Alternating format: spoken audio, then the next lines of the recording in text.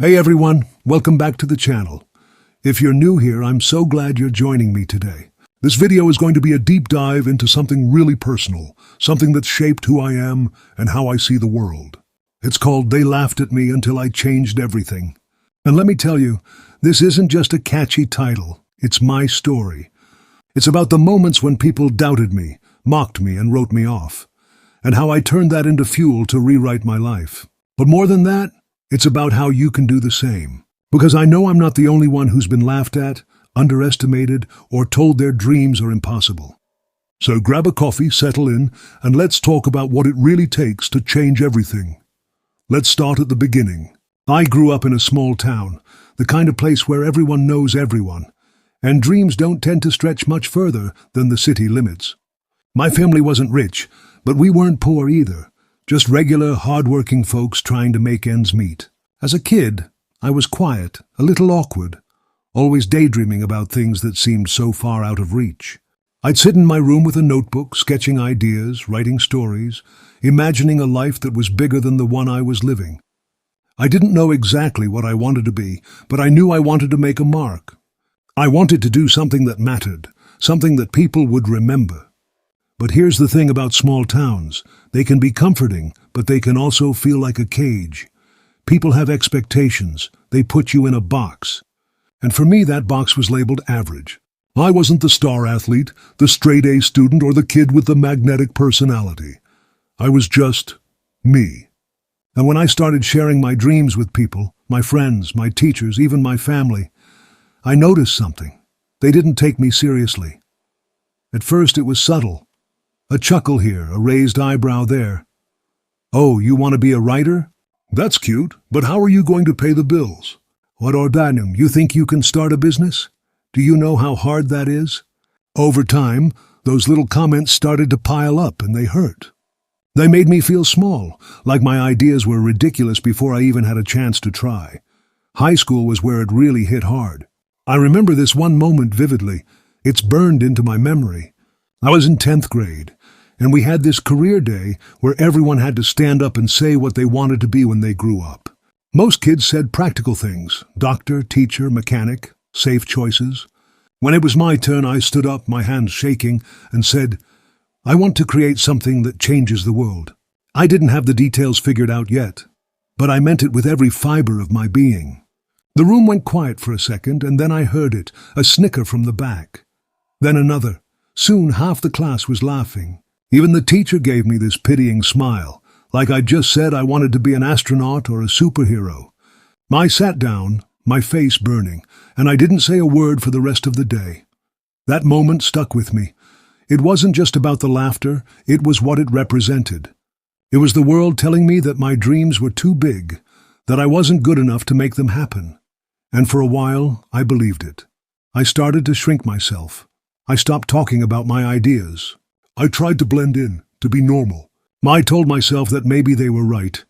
Maybe I was just a dreamer with no shot at making it. But deep down there was this spark, this tiny voice that wouldn't let me give up completely. It kept whispering, what if they're wrong? What if you can do this? Fast forward to after high school. I was 19, working a dead-end job at a local grocery store, bagging groceries and stocking shelves. It wasn't awful, but it wasn't me. Every day felt like I was sleepwalking through someone else's life. I'd come home exhausted, collapse on the couch and scroll through social media, seeing people my age chasing their dreams, starting businesses, traveling the world, creating art. And there I was, stuck. I felt like I was falling behind, like life was passing me by. The worst part? I could still hear those laughs from high school in the back of my mind, reminding me that I wasn't cut out for more.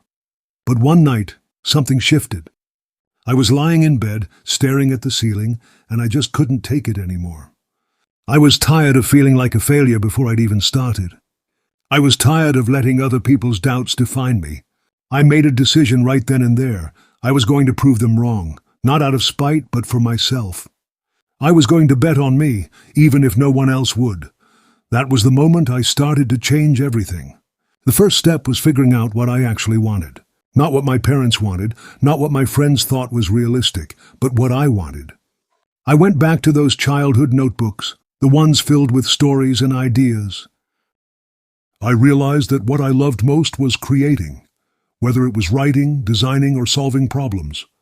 I didn't have a clear path yet, but I knew I wanted to build something of my own. Maybe it was a book, maybe it was a business, maybe it was a movement.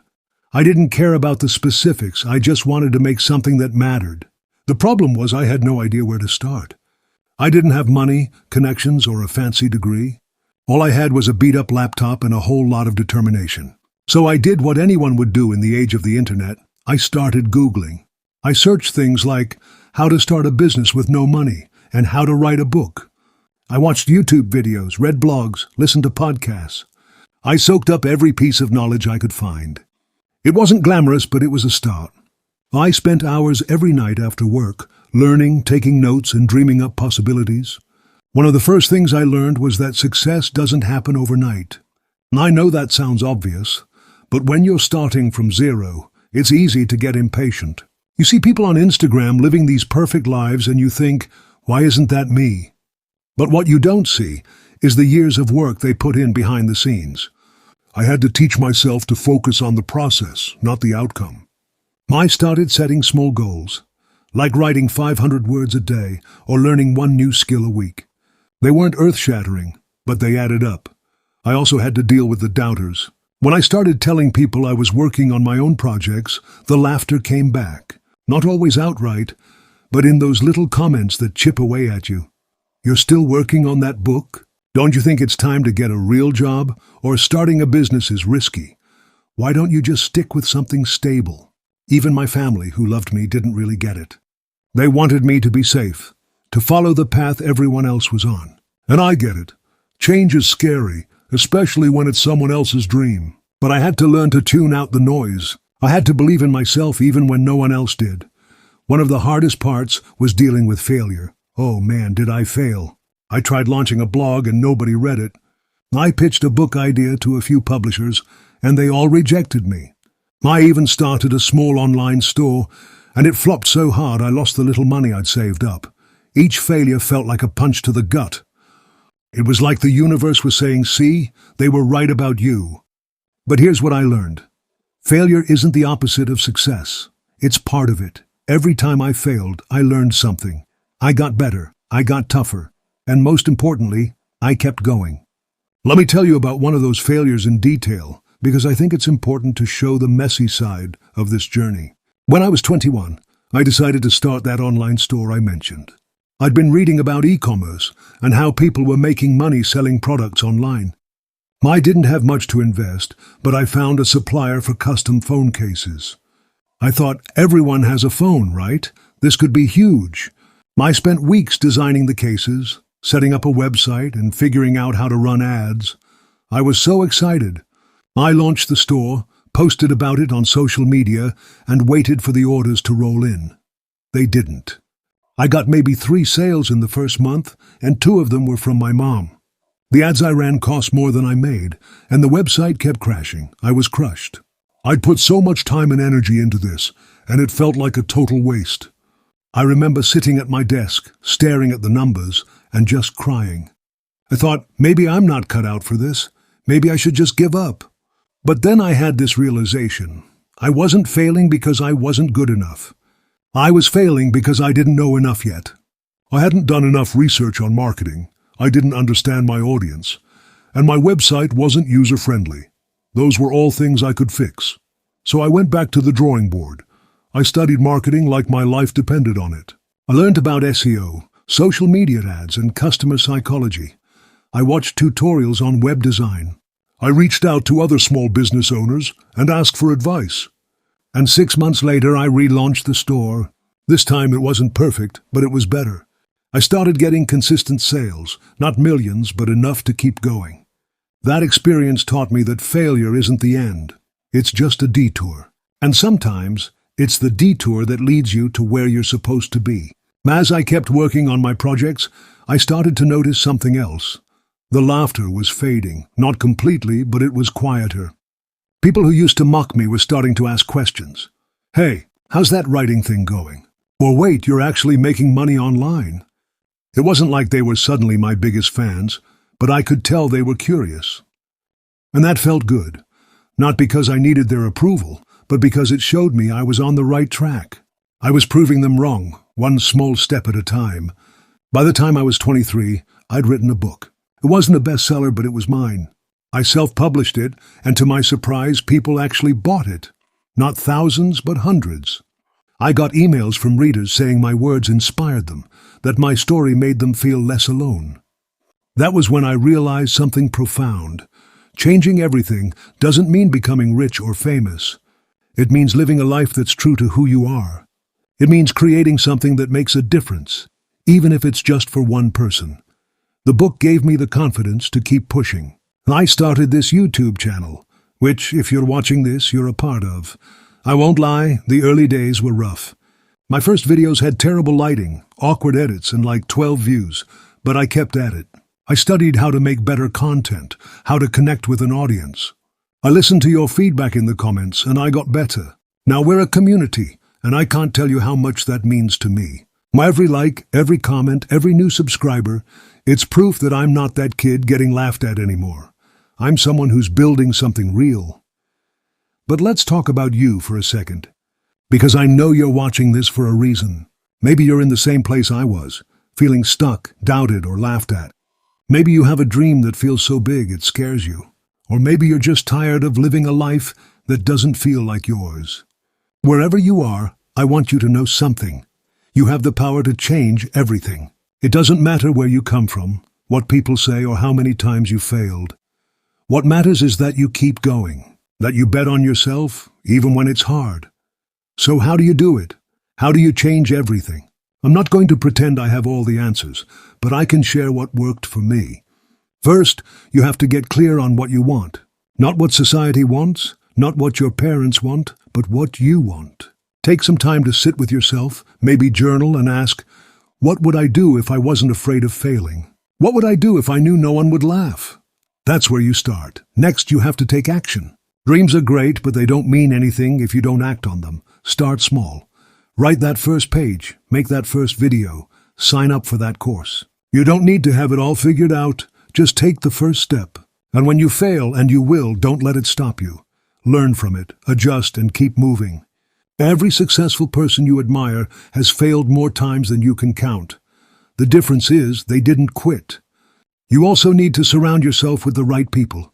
I'm not saying you have to cut off everyone who doubts you, but you need to find at least one person who believes in you. A friend, a mentor, even an online community. For me, it was a couple of people I met through online forums. They were chasing their own dreams, and we'd check in with each other, share advice, and cheer each other on. Having that support made all the difference. And here's something else. You have to work on your mindset. When I started this journey, I had so many limiting beliefs. I thought I wasn't smart enough, talented enough, or worthy enough. I had to rewire my brain. I started reading books on personal development, listening to motivational speeches, and practicing gratitude. I know that sounds cheesy, but it works. The more you feed your mind with positivity and possibility, the more you start to believe in yourself. Let's talk about time for a moment. One of the biggest excuses we make is that we don't have enough time. And I get it. Life is busy. But here's the truth. You don't need 10 hours a day to change your life. You need 1 hour, 30 minutes, even 15 minutes. When I was working at the grocery store, I'd come home exhausted. But I'd force myself to spend an hour working on my dreams. That hour added up. It turned into a book, a business, this channel. You have time. You just have to prioritize it. Another thing I learned is that comparison is a trap. When I was starting out, I'd look at people who were further along and feel like I'd never catch up. But everyone's journey is different. Their chapter 20 is not your chapter 1. Focus on your own path, your own progress. Celebrate your small wins, because they're leading you somewhere. And finally, don't be afraid to dream big. I know it's scary. I know it makes you feel vulnerable. But the biggest regret you'll ever have is not trying. When I stood up in that classroom and said I wanted to change the world, I didn't know how I'd do it. I still don't have all the answers. But I'm closer than I was then, and that's enough. You don't need to know the whole path. Just take the next step. Let me share one more story before I wrap this up. A couple of years ago, I went back to my hometown for a high school reunion. I was nervous. I hadn't seen most of those people since graduation, and I wasn't sure how they'd react to me. I wasn't famous or anything, but I'd built a life I was proud of, a book, a growing YouTube channel, a small business. When I walked into that room, I saw some of the same faces who'd laughed at me all those years ago. And you know what? They didn't laugh this time. Some of them even came up to me, asking about my work, saying they'd seen my videos or read my book. It wasn't about gloating, it was about closure. I'd proven to myself that I was more than the box they'd put me in. That night, one of my old classmates pulled me aside. He was someone who'd been part of the laughter back in high school. He said, "I owe you an apology. I didn't get it back then. I thought you were just dreaming too big, but you actually did it. You changed everything."